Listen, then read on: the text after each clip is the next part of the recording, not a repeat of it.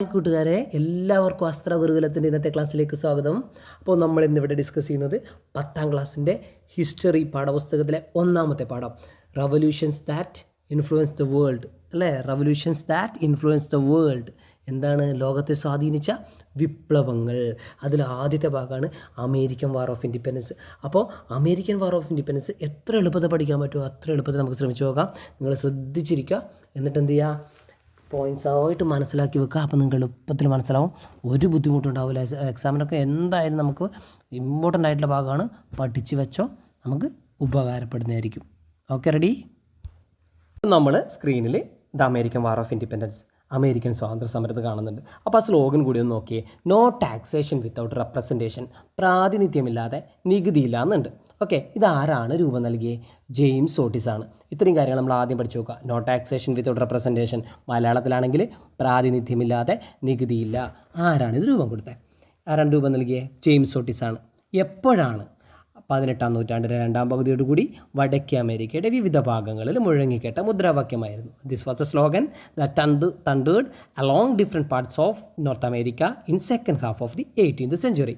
Okay, ഇതൊന്ന് ഓർത്ത് വെക്കേണ്ടത് എന്തിനാണെന്ന് വിചാരിച്ചാൽ, ഈ സ്ലോഗൻ ആരാണ് രൂപം നൽകിയെന്നൊരു ചോദ്യം വരാം. വൺ വേർഡ് ആയിരിക്കും. അപ്പോൾ നമുക്ക് ഒരു മാർക്ക് കളയേണ്ട. The American war of independence എന്നുള്ളതിൻ്റെ മുദ്രാവാക്യം ഏതാണെന്ന് ചോദിച്ചാൽ നമുക്ക് എന്ത് പറയും? നോ ടാക്സേഷൻ വിത്തൗട്ട് റെപ്രസെൻറ്റേഷൻ നമ്മൾ പറയും. അവിടെ നമുക്ക് വൺ വേർഡ് വന്നാൽ ഒരു മാർക്ക് മിസ്സാവുമല്ലോ. ഓക്കെ, ഇതെന്തുകൊണ്ടാണ് വന്നത്? The slogan was raised by the people of America as a part of powerful agitation. എന്താണ്? അവരുടെ ഒരു ശക്തമായൊരു പ്രക്ഷോഭത്തിൻ്റെ ഭാഗമായിട്ട് ഉയർന്നു വന്നതാണ്. അപ്പോൾ എന്തിനാണ് ഈ പ്രക്ഷോഭം ഉണ്ടായത്, എന്തുകൊണ്ടായിരിക്കാം ഈ സ്ലോഗൻ ഉണ്ടായതെന്നൊക്കെ പഠിക്കുന്ന സമയത്ത് അത് പഠിച്ച് തീരുമ്പോഴത്തേക്ക് നമ്മളെന്തായി, അമേരിക്കൻ വാർ ഓഫ് ഇൻഡിപെൻഡൻസ് നമ്മൾ കംപ്ലീറ്റ് ആവും. Okay, ready? അപ്പോൾ ശ്രദ്ധിച്ചിരുന്നു കേട്ടോ. ഓക്കെ മക്കളെ, 16ാം നൂറ്റാണ്ടിലെ യൂറോപ്യൻസ് നോർത്ത് അമേരിക്കയിലേക്ക് വരുന്നു, മൈഗ്രേറ്റ് ചെയ്യുന്നു. എന്തിനാ? ടു എക്സ്പ്ലോയിറ്റ് ദ റിസോഴ്സസ്, വിഭവങ്ങൾ കൈയടക്കാൻ. ഇതാണ് നമ്മൾ ആദ്യം മനസ്സിലാക്കേണ്ടത്.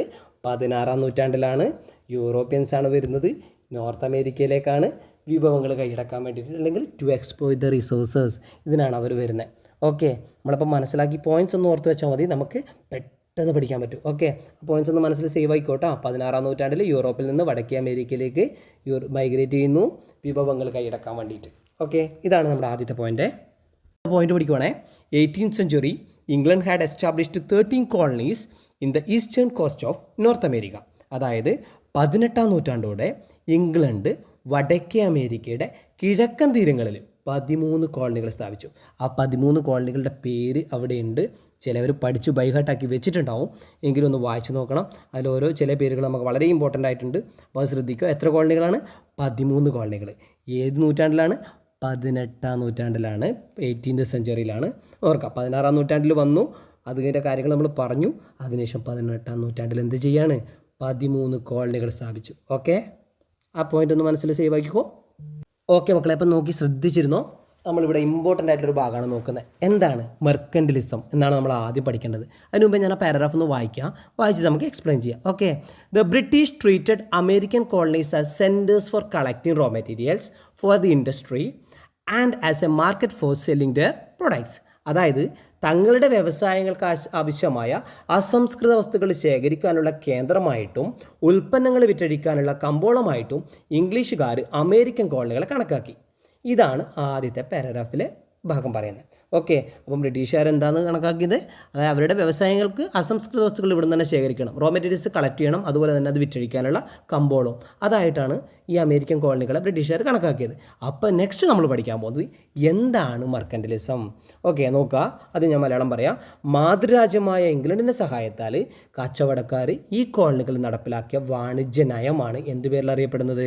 മെർക്കൻറ്റലിസം എന്നറിയപ്പെടുന്നത്. നോക്കിയേ, the policy implemented by the British merchants with the help of their motherland in the American colonies is known as mercantilism. Mercantilism important ആണ്. അപ്പോൾ അതവിടെ ബുക്ക് മുമ്പിലുണ്ടെങ്കിൽ ഒന്ന് അണ്ടർലൈൻ ചെയ്ത് വെച്ചേ, എന്നിട്ട് പെട്ടെന്ന് നല്ലപോലെ ഒന്ന് മനസ്സിലങ്ങ് പഠിച്ച് വെക്കുക കേട്ടോ.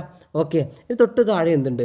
മെർക്കൻറ്റലിസ്റ്റ് ലോസ് എന്ന് കാണാം അല്ലേ? മെർക്കൻറ്റലിസ്റ്റ് നിയമങ്ങൾ കുറേ ഉണ്ടെന്ന് തോന്നും, പക്ഷെ ഒന്നുമില്ലടാ, നമുക്ക് പെട്ടെന്ന് പഠിക്കാൻ പറ്റുന്നതാണ്. കുറച്ച് പോയിൻറ്റ്സ് താഴെ ഉണ്ട്, ഒന്ന് ശ്രദ്ധിച്ച് നോക്കിയേ. ഒന്നുമില്ല അല്ലേ? Ship, stamp, troops, import, export. അതായത് കപ്പൽ, മുദ്ര, സൈന്യം, ഇറക്കുമതി, കയറ്റുമതി. 5 പോയിൻറ്റ്സ് ആണ്. ഈ 5 പോയിൻറ്റ്സ് ആദ്യം ഒന്ന് ഓർത്ത് വെച്ചാൽ മതി. എന്താണ് ഷിപ്പ്? ഷിപ്പ് എന്ന് പറഞ്ഞാൽ the goods two and from the colonies must be carried only in British ships or ships built in the British colonies. അതായത് കോളനികളിൽ നിന്നോ കോളനികളിലേക്കോ സാധനങ്ങൾ കൊണ്ടുപോകുന്നത് ഇംഗ്ലീഷ് കപ്പലുകളിലോ കോളനികളിൽ നിർമ്മിച്ച കപ്പലുകളിലോ ആയിരിക്കണം എന്നാണ് പറയുന്നത്. എന്താണ്?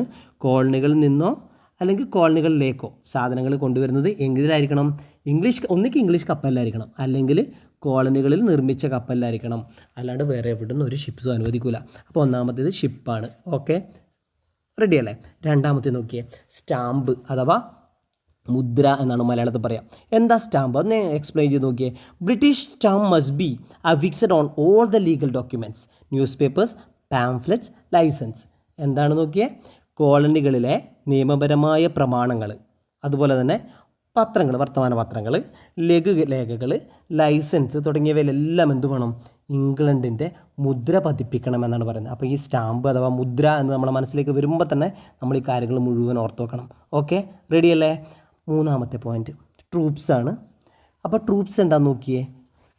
Colonies must provide food and quarters for the British troops which were maintained in the colonies. അതായത് കോളനിയിൽ നിലനിർത്തിയിട്ടുള്ള ഇംഗ്ലീഷുകാരുടെ സൈന്യത്തിനുള്ള താമസ സ്ഥലവും അത്യാവശ്യ സൗകര്യങ്ങളും ആര് നൽകണടാ? കോളനിക്കാർ നൽകണം. അപ്പോൾ ട്രൂപ്പ് എന്ന് പറയുമ്പോൾ നമ്മുടെ മനസ്സിലേക്ക് പെട്ടെന്ന് കടന്നു വരണം, അല്ലെങ്കിൽ സൈന്യം എന്ന് പറയുമ്പോൾ നമ്മുടെ മനസ്സിലേക്ക് വരുന്നത് എന്താ? കോളനിയിൽ നിലനിർത്തിയിട്ടുള്ള ഇംഗ്ലീഷുകാരുടെ സൈന്യത്തിനുള്ള താമസ സ്ഥലവും അത്യാവശ്യ സൗകര്യങ്ങളും ആര്? കോളനിക്കാർ നൽകണം എന്ന പോയിന്റ് നമ്മുടെ മനസ്സിൽ വരണം. ഓക്കെ, അടുത്ത പോയിന്റ് നമ്മളിവിടെ എന്താ പറഞ്ഞത്? ഇമ്പോർട്ടാണ്. ഇമ്പോർട്ട് എന്ന് പറഞ്ഞാൽ ഏതൊക്കെയാണ് നോക്കുക. എന്തൊക്കെ ഇമ്പോർട്ട് ചെയ്യുന്ന സാധനങ്ങൾ നമ്മുടെ മനസ്സിലുണ്ടാവണം? എന്തൊക്കെ ഇമ്പോർട്ട് ചെയ്യുന്നത്? ടീയും ഗ്ലാസും പേപ്പറുമാണ്. എന്തൊക്കെയാണ്? Tea, glass, paper. നോക്കുക, import tax must be paid for the import of tea, glass, paper.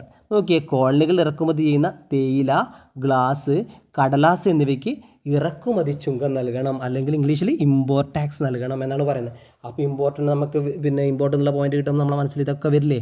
വരും. അടുത്തതോ എക്സ്പോർട്ടാണ്.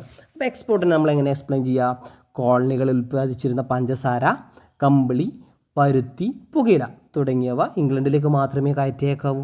ഇതാണ് പറയുന്നത്. Products of the colonies like sugar, wool, cotton, tobacco etcetera could only be exported to England.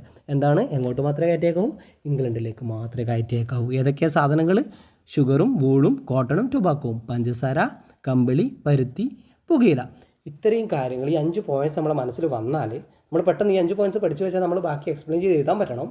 നമുക്ക് പറ്റാണ്ടില്ലല്ലോ. അപ്പോൾ ഒന്ന് ഓർത്ത് വെച്ചാൽ മതി കേട്ടോ. മറന്നുപോയി 5 പോയിൻറ്റ്സ് നമ്മുടെ മനസ്സിൽ എപ്പോഴും നിൽക്കാൻ വേണ്ടിയിട്ടാണ് ഇങ്ങനെ പറഞ്ഞത്. ഓക്കെ, അത് നിങ്ങൾക്ക് ക്ലിയർ ആയിട്ടുണ്ടാവുമെന്ന് വിചാരിക്കുന്നു. നമ്മുടെ സ്ക്രീനിൽ ഇപ്പം ബോസ്റ്റൺ ടീ പാർട്ടി എന്ന് കാണുന്നുണ്ടല്ലേ. എന്താ Boston tea party? Okay, English government, അതായത് ബ്രിട്ടീഷ് ഗവൺമെൻറ് തേയിലയുടെ മുകളിൽ ഒരു ഉയർന്ന നികുതി ചുമത്തി. അതാണ് പറഞ്ഞത്. High tax levied by the British government on tea fired up strong protest in America. അതിൻ്റെ ഭാഗമായിട്ട് എന്ത് ചെയ്തു? ശക്തമായൊരു പ്രതിഷേധം ഉയർന്നു വന്നു.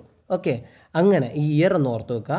1773 ഡിസംബർ 16 രാത്രിയാണ് ടൈം. ഒരു എന്താ പറയുക, റെഡ് ഇന്ത്യക്കാരുടെ വേഷം ധരിച്ച് ബോസ്റ്റണിലെ ജനങ്ങളാണ്. അവരാരുടെ വേഷത്തിലാണ് വരുന്നത്? റെഡ് ഇന്ത്യക്കാരുടെ വേഷത്തിൽ ബോസ്റ്റൺ തുറമുഖത്ത് നങ്കൂരം വിട്ടുന്ന ഷിപ്പിൽ കയറിയിട്ട് അതിലുണ്ടായിരുന്ന 342 ബോക്സ് തേയിലെടുത്ത് കടലിലേക്ക് എറിഞ്ഞു. ഓക്കെ, ഇതാണ് എന്ത് പേരിൽ അറിയപ്പെടുന്നത്? ബോസ്റ്റൺ ടീ പാർട്ടി എന്നറിയപ്പെടുന്നത്. അപ്പോൾ നമ്മളിവിടെ ഓർക്കേണ്ടത് ഡിസംബർ 16, 1773. എന്തായിരുന്നു പ്രശ്നം? High tax levied by the British government on tea അല്ലേ? തേയിലയുടെ മുകളിലുണ്ടായ ഉയർന്ന നികുതിയാണ്. എത്ര ബോക്സാണ്? ഈ 342 ബോക്സാണ്. അതെടുത്തിട്ട് എങ്ങോട്ടാണ് എറിഞ്ഞ്? കടലിലേക്ക് എറിഞ്ഞു. ആര്? റെഡ് ഇന്ത്യക്കാരുടെ വേഷം ധരിച്ച ബോസ്റ്റണിലെ ഒരു വിഭാഗം ജനങ്ങൾ. Okay, A group of people disguise as the red Indians. Okay, ഇത്രയും കാര്യങ്ങൾ പഠിച്ചാൽ ബോസ്റ്റൺ ടീ പാർട്ടി സെറ്റായി. ഓക്കെ, അപ്പോൾ നമ്മൾ ബോസ്റ്റൺ ടീ പാർട്ടി പറഞ്ഞ പോലെ 1773 ബോസ്റ്റൺ ടീ പാർട്ടിക്ക് ശേഷം ഇനി നമ്മൾ 1774 ഒരു കാര്യം പറയാൻ പോവാണ്. എന്താണ്? First continental congress. അതിനു മുമ്പ് നമ്മൾ കുറച്ച് ചിന്തകരുടെ പേരൊക്കെ ഉണ്ടാവുമെന്ന് ഓർത്ത് വെക്കണേ. Okay, the delegates of all the colonies except Georgia met at Philadelphia in 1774 to protest against the policies and rules imposed by England. അതായത് ഈ മാതൃരാജ്യമായ ഇംഗ്ലണ്ടിൻ്റെ നയങ്ങൾക്കും നിയമങ്ങൾക്കുമെതിരായി പ്രതികരിക്കാനായിട്ട് 13 കോളനികളിൽ ജോർജിയ ഒഴികെയുള്ള കോളനികളിലെ പ്രതിനിധികൾ 1774 ഫിലാഡൽഫിയയിൽ സമ്മേളിച്ചു. ഇതാണ് ഫസ്റ്റ് പോയിൻ്റ്. എന്താണ്? ഇംഗ്ലണ്ടിൻ്റെ ഈ നയങ്ങൾക്കും നിയമങ്ങൾക്കും എതിരെ പ്രതികരിക്കാൻ വേണ്ടി 1774. പക്ഷേ ഒരു കോളനി അവിടെ ഒഴിവായിട്ടുണ്ട്, ജോർജിയയാണ്. ഓക്കെ, 13 കോളനികളിൽ ജോർജിയ ഒഴികെയുള്ള ബാക്കി കോളനികളിലെ പ്രതിനിധികൾ ഫിലാഡൽഫിയയിൽ സമ്മേളിക്കുകയാണ്. ഇതാണ് first point. The colonies submitted a petition to the king of England. അതായത് ഇംഗ്ലണ്ടിലെ രാജാവിന് ഒരു നിവേദനം അവർ സബ്മിറ്റ് ചെയ്യാണ്. ഓക്കെ, എന്താണ് നിവേദനത്തിൽ പറയുന്നത് എന്നതാണ് നമ്മൾ നോക്കേണ്ടത്. ഓക്കെ, രാജാവിന് നിവേദനം നൽകുന്നു. The demanded the revocation of the regulations enforced on industry and commerce. അവരാവശ്യപ്പെട്ടത് എന്താണെന്ന് നോക്കിയേ, വ്യവസായങ്ങൾക്കും വ്യാപാരത്തിനും ഏർപ്പെടുത്തിയ നിയന്ത്രണങ്ങൾ നീക്കണം. ഒന്നാമത്തെ കാര്യം അതാണ്. വ്യവസായത്തിനും വ്യാപാരത്തിനുമുള്ള നിയന്ത്രണങ്ങളുണ്ട്, അതൊക്കെ നീക്കണം എന്നാണ് ഒന്നാമത്തെ ഡിമാൻഡ്. രണ്ടാമത്തെ ഡിമാൻഡോ, demanded not to impose tax without the approval of people. എന്താണ് പറഞ്ഞത്? തങ്ങളുടെ അംഗീകാരമില്ലാതെ നികുതി ചുമത്തരുതെന്നും കൂടി അവരോട് പറയാണ്. പക്ഷേങ്കിൽ എന്തായാലും രാജാവ് ഇത് ആക്സെപ്റ്റ് ചെയ്യൂ? ഇല്ല. അപ്പോൾ രാജാവ് എന്ത് ചെയ്തു? രാജാവ് ജനങ്ങളെ അടിച്ചമർത്താൻ വേണ്ടിയിട്ട് സൈന്യത്തെ അയക്കുക ചെയ്തത്. അത് ഇംഗ്ലണ്ടും കോളനികളും തമ്മിലുള്ള യുദ്ധത്തിന് വഴിതെളിച്ചു. ഇതാണ് എന്ത്? First continental Congress. അപ്പോൾ ഫസ്റ്റ് കോണ്ടിനെൻ്റൽ കോൺഗ്രസ് നമ്മളെ പോയിൻറ്റ്സ് എന്താ? ഫിലാഡൽഫിയ 1774, ജോർജിയ ഒഴികെയുള്ള എല്ലാ കോളനികളുടെയും പ്രതിനിധികൾ പങ്കെടുക്കുന്നു, രാജാവിന് നിവേദനം നൽകുന്നു. പക്ഷേങ്കിൽ എന്താണ്? 2 ഡിമാൻഡ്സ് വെക്കുന്നു. ആ ഡിമാൻഡ്സ് എവിടെയുണ്ട് നോക്കുക. ഓക്കെ, ശ്രദ്ധിച്ച് മനസ്സിലാക്കുക, പഠിക്കുക. പ്രശ്നം അവിടെ ഒന്നും തീരുന്നില്ലേ, നേരെ വന്നു. ഏത് വർഷത്തേക്കൊക്കെ? 1775. നമ്മൾ ഒന്നാം കോണ്ടിനെൻ്റൽ കോൺഗ്രസ് പറഞ്ഞു അല്ലേ, ഫസ്റ്റ് കോണ്ടിനെൻ്റൽ കോൺഗ്രസ് പറഞ്ഞു. ഇനി ഇതാ രണ്ടാം കോണ്ടിനെൻ്റൽ കോൺഗ്രസ്, സെക്കൻഡ് കോണ്ടിനെൻ്റൽ കോൺഗ്രസ്സിലേക്കാണ്. Held at Philadelphia in 1775. ഇയറേ മാറിയിട്ടുള്ളൂ, 1775ആണ്. പക്ഷേ സെയിം സ്ഥലമാണ്. എവിടെയാണ്? ഫിലാഡൽഫിയയിലാണ്. എന്താ സംഭവിച്ചേ? Elected George Washington as the commander in chief of the Continental Army എന്നാണ് പറഞ്ഞത്. നോക്കിയേ, 1774 ഫിലാഡൽഫിയയിൽ ചേർന്ന രണ്ടാം കോണ്ടിനെൻ്റൽ കോൺഗ്രസ് ജോർജ് വാഷിങ്ടണിനെ കോണ്ടിനെൻ്റൽ സൈന്യത്തിൻ്റെ തലവനായിട്ട് തിരഞ്ഞെടുത്തു. ഇതാണ് elected George Washington as the commander in chief of the Continental Army. അതേസമയത്ത് വേറെ എന്താ സംഭവിച്ചത്? Thomas Paine published a pamphlet titled Common sense. Okay, ഈ സമയത്ത് തോമസ് പെയിൻ ഒരു കോമൺ സെൻസ് എന്ന് പറഞ്ഞിട്ട് അദ്ദേഹത്തിൻ്റെ ലഘുലേഖ തയ്യാറാക്കുന്നു. ഓക്കെ, അപ്പം പബ്ലിഷ് ചെയ്യുന്നു. അപ്പോൾ ആ പാംഫ്ലെറ്റിൻ്റെ പേരും ആളുടെ പേരും ഓർത്ത് വെക്കണം. Thomas Paine, Common Sense. Maybe നമുക്ക് 1 വേർഡാണേ. Okay, then he declared that it was wise for the Americans to break the ties with Britain എന്നാണ് പറഞ്ഞത്. എന്താ അതിൽ പറയുന്നത്? ഇംഗ്ലണ്ടിൽ നിന്ന് വേർപിരിയുകയാണ്, അതായത് ഇംഗ്ലണ്ടിൽ നിന്ന് വേർപിരിയുകയാണ് അമേരിക്കക്കാരെ സംബന്ധിച്ചിടത്തോളം വിവേകപൂർവമായ പ്രവൃത്തി എന്നാണ് ആര് പറയുന്നത്? തോമസ് പെയിൻ പറയുന്നത്. ഇതാണ് സെക്കൻഡ് കോണ്ടിനെൻ്റൽ കോൺഗ്രസ്സിലെ ഇമ്പോർട്ടൻ്റ് ആയ കാര്യങ്ങൾ. ഒന്ന്, ഹെൽഡ് അറ്റ് ഫിലാഡൽഫിയ 1775. പിന്നെ നമ്മൾ എന്താ ഓർക്കണ്ടേ? Elected George Washington as the commander in chief of the Continental Army. Then Thomas Paine published a pamphlet titled Common Sense. Then he declared that it was wise for the Americans to break up the ties with Britain. Okay, ഈ കാര്യങ്ങളായാൽ second continental Congress ആയി. അപ്പോൾ നമ്മൾ 1773 Boston tea party കഴിഞ്ഞു. 1774 first continental Congress, second continental Congress 1775 at Philadelphia. ഇത് നമ്മൾ എന്താ പറയുന്നത്? Famous declaration of independence. എന്താണ്? ലോകപ്രശസ്തമായ സ്വാതന്ത്ര്യ പ്രഖ്യാപനത്തെക്കുറിച്ചാണ് പറയാൻ പോകുന്നത്. അമേരിക്കയുടെ ആണേ. The American continental Congress issued the famous declaration of independence in 4th July 1776. നോക്കുക, 1776 ജൂലൈ 4 അമേരിക്കൻ കോണ്ടിനെൻ്റൽ കോൺഗ്രസ് ലോകപ്രശസ്തമായൊരു സ്വാതന്ത്ര്യ പ്രഖ്യാപനം നടത്തി. ഓക്കെ, ആരൊക്കെയാണ് സ്വാതന്ത്ര്യ പ്രഖ്യാപനം തയ്യാറാക്കിയത്? മസ്റ്റായിട്ട് എല്ലാവരുടെ പേരൊന്ന് പഠിച്ചു വെച്ച് കേൾക്കണേ. The declaration was prepared by Thomas Jefferson and Benjamin Franklin. ആരൊക്കെയാണ്? തോമസ് ജെഫേഴ്സണും ബെഞ്ചമിൻ ഫ്രാങ്ക്ലിനുമാണ് എന്ത് തയ്യാറാക്കിയത്? ഈ സ്വാതന്ത്ര്യ പ്രഖ്യാപനം തയ്യാറാക്കിയത്. അടുത്ത പോയിന്റ് എന്താ? Began war between England and the colonies in North America. സ്വാതന്ത്ര്യ പ്രഖ്യാപനത്തോട് കൂടിയിട്ട് ഇംഗ്ലണ്ടും അമേരിക്കൻ കോളനികളും തമ്മിൽ യുദ്ധം ആരംഭിച്ചു. ഓക്കെ, യുദ്ധം തീരുന്ന എപ്പോഴാണെന്ന് നോക്കിയേ. The war ended in 1781. 1781 ഈ യുദ്ധം അവസാനിക്കുന്നത്. ഓക്കെ, ഇനി നോക്കുക. According to the Treaty of Paris in 1783, England ratified the freedom of 13 colonies. അങ്ങനെ നോക്കുമ്പോൾ 1783 പാരീസ് ഉടമ്പടി പ്രകാരം ഇംഗ്ലണ്ട് 13 കോളനികളുടെ സ്വാതന്ത്ര്യം അംഗീകരിച്ചു. അപ്പോൾ ഈ പാരീസ് ഉടമ്പടി അല്ലെങ്കിൽ ട്രീറ്റി ഓഫ് പാരീസ് എന്ന് പറയുമ്പോൾ ഏത് വർഷമാണെന്ന് ഓർക്കണം, 1783 എല്ലാ ഇയറും നമ്മുടെ മനസ്സിലുണ്ടാവണേ. മാച്ച് ദ ഫോളോയിങ് ഒക്കെ വരുമ്പോഴും വൺ വേർഡൊക്കെ വരുമ്പോഴൊക്കെ നമുക്ക് വേണ്ടതാണേ, ശ്രദ്ധിക്കുക. ഓക്കെ, അടുത്തതോ the constitution convention held at Philadelphia. വീണ്ടും ഫിലാഡൽഫിയ തന്നെയാണ്. തുടർന്ന് ഫിലാഡൽഫിയയിൽ എന്ത് നടക്കുന്നു? ഭരണഘടനാ സമ്മേളനം നടക്കുന്നു. നോക്കി എന്താ സംഭവിച്ചേ? Under the leadership of James Madison. എങ്ങനെയാണ്? തുടർന്ന് ഫിലാഡൽഫിയയിൽ ചേർന്ന ഭരണഘടനാ സമ്മേളനം ജെയിംസ് മാഡിസൻ്റെ നേതൃത്വത്തിൽ അമേരിക്കക്കായിട്ട് ഭരണഘടന തയ്യാറാക്കുന്നു. Okay, under the leadership of James Madison frame the American constitution. അമേരിക്കക്കായിട്ട് ഭരണഘടന തയ്യാറാക്കി. ആരുടെ നേതൃത്വത്തിൽ? ജെയിംസ് മാഡിസൻ്റെ. ഓക്കെ, അങ്ങനെ George Washington became the first president of the United States of America. George Washington ആരാവുകയാണ്? അമേരിക്കൻ ഐക്യനാടുകളുടെ ആദ്യത്തെ പ്രസിഡൻ്റായിട്ട് ജോർജ് വാഷിങ്ടണിനെ തിരഞ്ഞെടുക്കപ്പെട്ടു. ഇത്രയും കാര്യങ്ങളായാൽ എന്തായി? അമേരിക്കൻ വാർ ഓഫ് ഇൻഡിപെൻഡൻസ് നമ്മൾ പഠിച്ചു. അപ്പോൾ മക്കളെ, നമ്മളിനി ചെയ്യേണ്ടത് എന്താണെന്നറിയോ? പെട്ടെന്ന് ആലോചിച്ച് നോക്കുക, നമ്മളെല്ലാ ഭാഗവും നമ്മുടെ മൈൻഡിൽ സേവ് ആയോ.